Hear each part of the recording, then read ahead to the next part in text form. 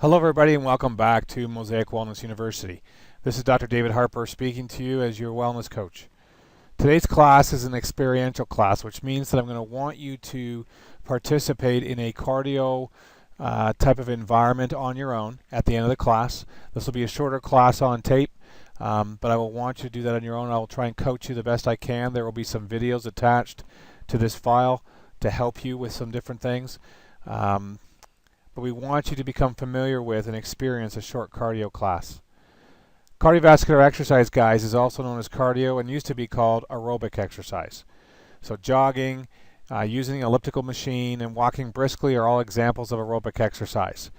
And we don't have to be a marathon runner to participate in an aerobic type of exercise. The main purpose of cardio exercise is to strengthen your heart, muscle, and circulatory system. It's also aimed at optimizing your immune system through muscle movement, basically by moving lymphatic fluid.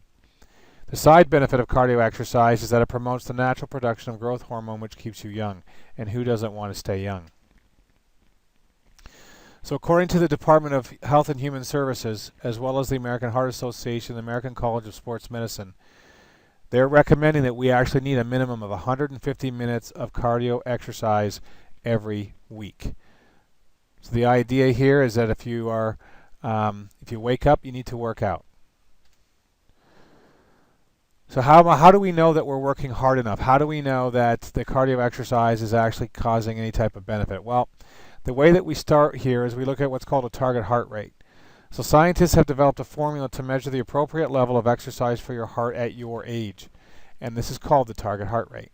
There are several formulas for determining your target heart rate and as a range, but lets you use a real simple formula, and each of you can determine your target heart rate number. This number will be an average of your target range. The formula that we will use is here in red. 220 minus your age times 0.7 will be your target heart rate. Now that we have that number, what do we do with that number? Well, when you're performing some type of cardiovascular exercise, we want you to check your pulse and heart rate regularly as you exercise. An easy way to do this is to count your heartbeats or pulse for 10 seconds using your watch, and then multiply this number by 6 to get your heart rate. You can feel your heartbeats and heart rates in several different ways. One way is to place your fingers lightly but firmly over the inside of your wrist or on your neck just below the angle of your jaw. Your target heart rate is the maximum level you want to reach during your workout. If you can reach your target heart rate and keep your heart activity at that level, you will get the most out of your workout. If you are not reaching it, your workout might be too light. If you go over your target heart rate, then your workout is too vigorous for your fitness level, and you'll need to pull your workout back a notch. So let's determine the heart rate right now. Subtract your age from 220, write down that number. Now multiply that number by 0.7, and that number is your target heart rate. So when you're working out today, I want you to check for this number as you exercise at least twice to see where you are in relationship to your target heart rate. Okay, stretching. Man, there's a lot of controversy in the marketplace about what's good stretching and what's inappropriate stretching, and does stretching actually work before? Should you do it after? We're going to try and alleviate some of those myths. Part of the challenge of exercise and the reason behind the name M.O.S.A.I.C is that everybody has their own unique realities, their own percentages of muscle fibers that are fast twitch and slow twitch. Everyone has their own muscle lengths, everyone has their own abilities, and so part of the challenge is to individualize, but we're going to give you some principles. And the first one is that warming up and stretching are not the same thing. However, stretching is a part of warming up. Warming up is quite literally the process of warming the body, raising your core body temperature. It is very important that you perform the general warm-up before you stretch. It's not a good idea to attempt to stretch before your muscles are warm, which is something that the general warm-up accomplishes. So the first thing is to make sure that you warm up before stretching. Now this could be a brisk walk on a treadmill machine, or 5 minutes is usually enough just to get the heart rate going. You could do jumping jacks, you could do running on the spot. There's many different things that you could do to get the heart rate up, just a little bit more than what would be typical. Always use the type of stretching that's done before a workout. The type of stretching that we would do here is called dynamic stretching, and that's what we will talk about later on in this presentation. We'll give you some examples of it, and you will see some in the videos. What type of stretching is done after a workout? Well, that's where you would do the static stretching. The static stretching is when you might push against a wall to stretch the calf or to stretch the hamstring. But static stretching before athletic competition actually decreases performance. So contrary to popular belief, static stretching before a workout is unlikely to prevent injury and may even increase the risk of injury, as well as having a negative effect on athletic performance for sports requiring physical strength or sudden explosive movements. Muscle power may be diminished for up to 30 minutes after static stretching, which is an important fact. The reason this is true is because there's a stretch reflex that prevents the muscle from being stretched too much. This reflex is activated through the static stretching process, inducing the muscle to become in effect tighter in self-protection. So this sets up the opportunity for greater injury and decreases performance. In research, an athlete's vertical jump was lower after static stretching than when no stretching was done at all, or no static stretching was done at all. So do your static stretching only after a workout or competition and never stretch to the point of pain.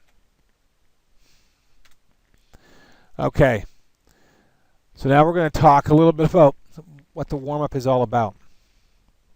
So the purpose of the warm-up, again as we talked earlier, is to increase your core temperature as well as warming up the muscle groups you're going to stretch. So when you're going for your exercise today, I would want you to do just a little bit of a warm-up. You can do some forward jogging backwards for 30 yards twice. You can do some side jogging twice. It's just a matter of trying to get the heart rate up and to try and get some warming going. So the video segment called Dynamic Warm-Up for Walking that accompanies this particular presentation is something you might want to look for here. Dynamic stretching is what we want to do once you've warmed up. And so for stretching the front part of the leg muscles, you want to contract the calves. So you want to raise both heels and balance on the balls of your feet. And as you step forward with your left foot, I want you to push into the ground with the ball of your foot, trying to extend up onto your toes. Basically, trying to push yourself up onto your toes with a little bit of an impulse. This movement will activate the contraction of the calf muscle as it raises you. Step forward with your right leg and repeat the process, alternating this for about 30 meters.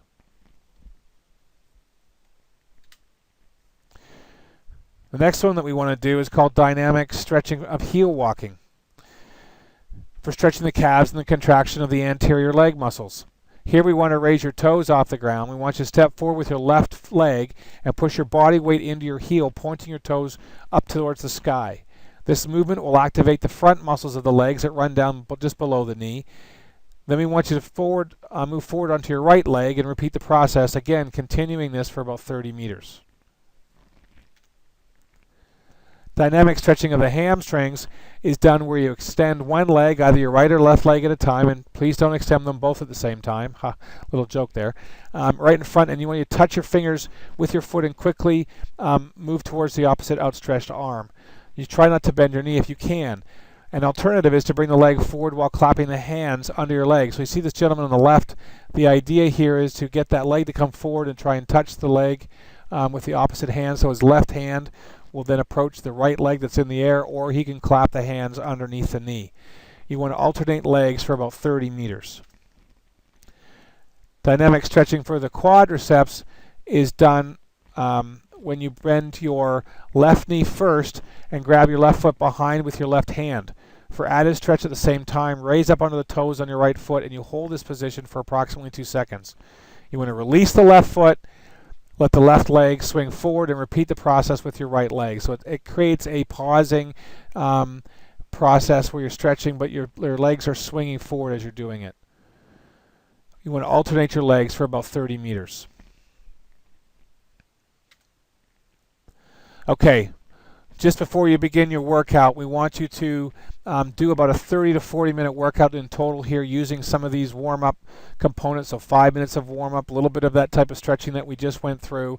We want you to check your heart rate at least 2 times during the workout to compare it to your resting heart rate, or your target heart rate, I should say. And then afterwards, just to let you know, these are some of the types of stretches that we're going to want you to do. These are the static stretches. We are holding these stretches in different positions for periods of time. And the best time to do this, as we talked about, is after the workout. So again, static stretching is held or sustained. It causes a stretch reflex that actually relaxes the muscle after a workout.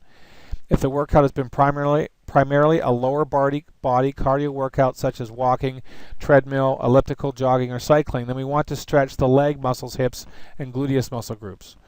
So also you'll see some stretches as well that you can do in the videos that are associated with this particular presentation.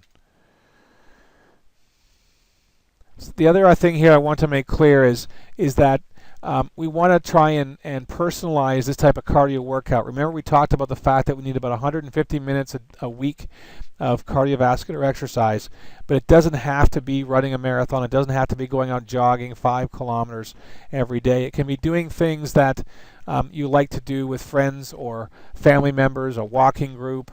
It can be done indoors. It can be done around a mall. It can be done outside in a park. Mix it up.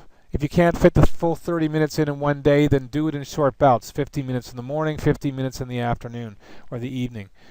If you're doing the same cardio workout day after day, it may become boring, so mix it up. The idea here is that you want to stay persistent, and persistence is often managed by creativity, and creativity is where you're doing things that help to keep some variety. That's what they say, isn't it? That variety is a spice of life. So spice up life with various different things. Try different types of music classes, like Zumba classes or things like that. Don't forget to set your cardio schedule. If it's not in your schedule, it won't happen.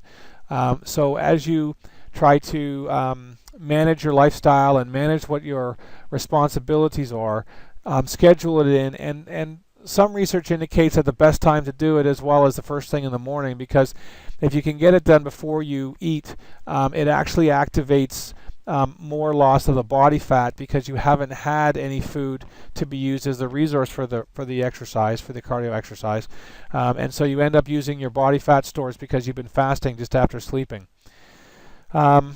But whatever works for you, whatever you're going to do, it's going to help to work your heart, it's going to help to work your respiratory system, and that's what it is all about.